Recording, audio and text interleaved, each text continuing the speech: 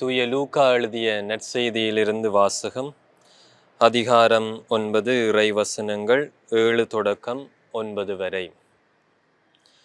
நிகழ்ந்தவற்றையெல்லாம் குறுநில மன்னன் ஏரோது கேள்வியுற்று மனம் குழம்பினான். ஏனெனில் சிலர் இறந்த யோவான் உயிருடன் எழுப்பப்பட்டார் என்றனர். வேறு சிலர் எலியா தோன்றியிருக்கிறார் என்றனர். மற்றும் சிலர் முற்காலத்து இறைவாக்கினருள் ஒருவர் உயிர்த்தெழுந்துள்ளார் என்றனர். ஏரோது, யோவானின் தலையை நான் வெட்ட செய்தேனே, இவர் யாரோ? இவரை பற்றி இவ்வாறெல்லாம் கேள்விப்படுகிறேனே என்று சொல்லி இயேசுவை காண வாய்ப்பு தேடிக் கொண்டிருந்தான். கிறிஸ்து வழங்கும் நற்செய்தி. கிறிஸ்துவே உமக்கு புகழ்.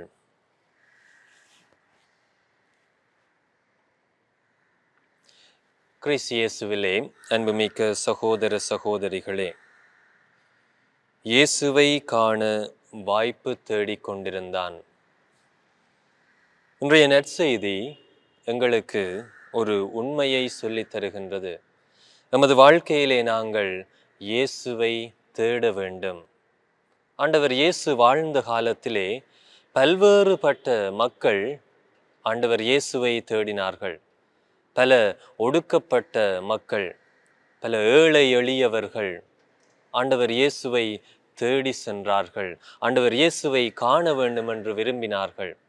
ஆண்டவரிடமிருந்து ஆசீர்வாதங்களை பெற வேண்டும், ஆண்டவரிடமிருந்து பல புதுமைகளை தாங்கள் பெற வேண்டும், ஆண்டவருடைய நற்செய்தியை தங்களது வாழ்வாக்க வேண்டும் என்று பல்வேறுபட்ட நோக்கங்களோடு ஆண்டவர் இயேசுவை பல்வேறுபட்ட மக்கள் தேடினார்கள். இன்றைய நற்செய்தியிலே நாங்கள் பார்க்கின்றோம், குறுநில மன்னனாகிய ஏரோதும் ஆண்டவர் இயேசுவை தேடுகின்றான்.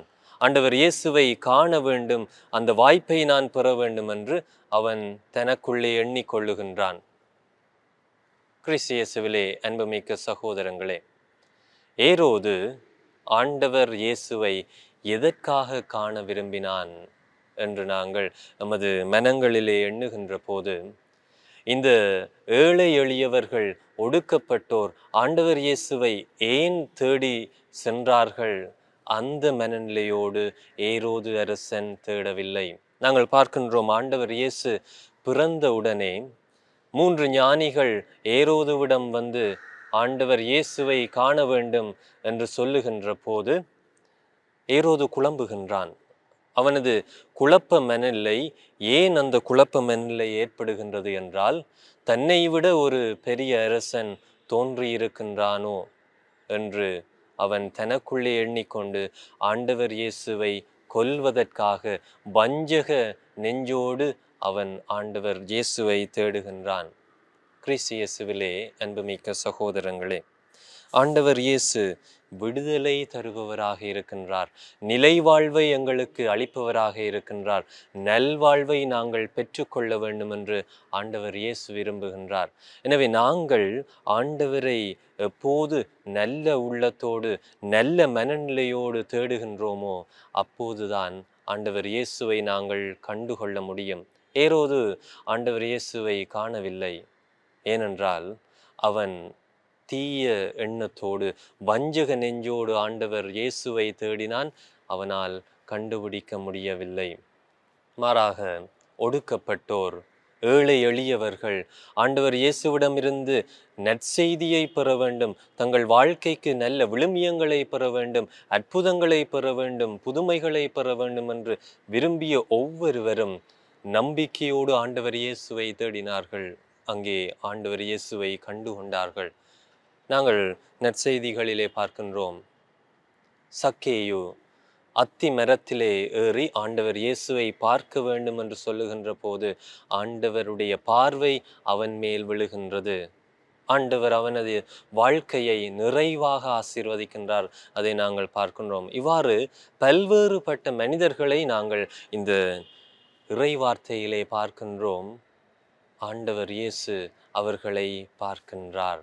தன்னை தேடி வந்த அனைவருக்கும் தன்னை காண்பிக்கின்றார். நாங்களும் ஆண்டவர் இயேசுவை எமது வாழ்க்கையிலே தேட வேண்டும். ஆண்டவர் இயேசுவை தேடிச் செல்ல வேண்டும்.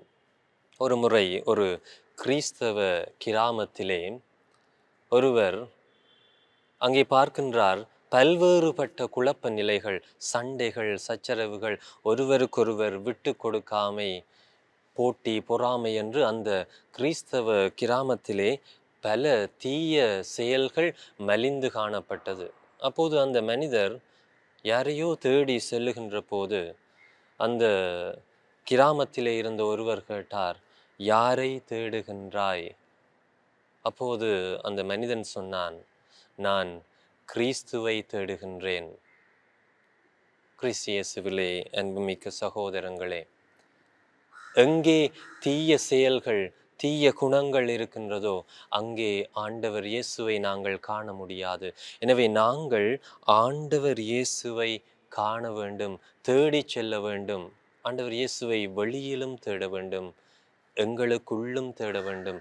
ஆண்டவர் இயேசு எங்களுக்குள்ளே இருக்கின்றார். ஆண்டவர் இயேசுவை தேடுவோம். அன்புமிக்க சகோதரங்களே, கிறிஸ்தவளாக வாழ அழைக்கப்பட்டுள்ளோம் என்றால் நாங்கள் ஒவ்வொருவரும் ஆண்டவர் இயேசு எங்களுக்குள்ளே இருக்கின்றார் என்பதை உணர்ந்து கொள்ளுவோம்.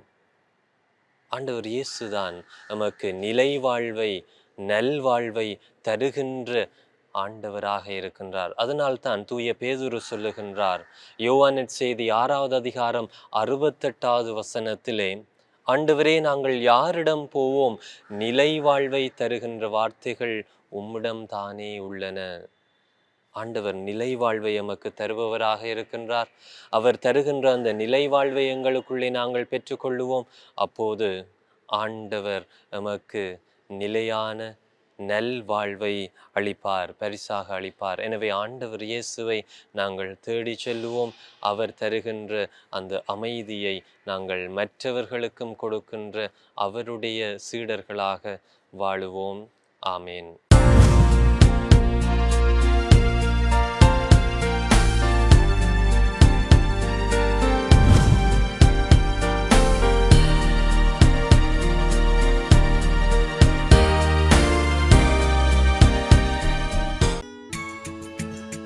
ஹோலி மேடையில் புத்தம்புது நிகழ்ச்சிகளை உடனுக்குடன் பார்த்து மகிழ எமது ஃபேஸ்புக் மற்றும் யூடியூப் பக்கத்தை லைக் செய்யுங்கள்.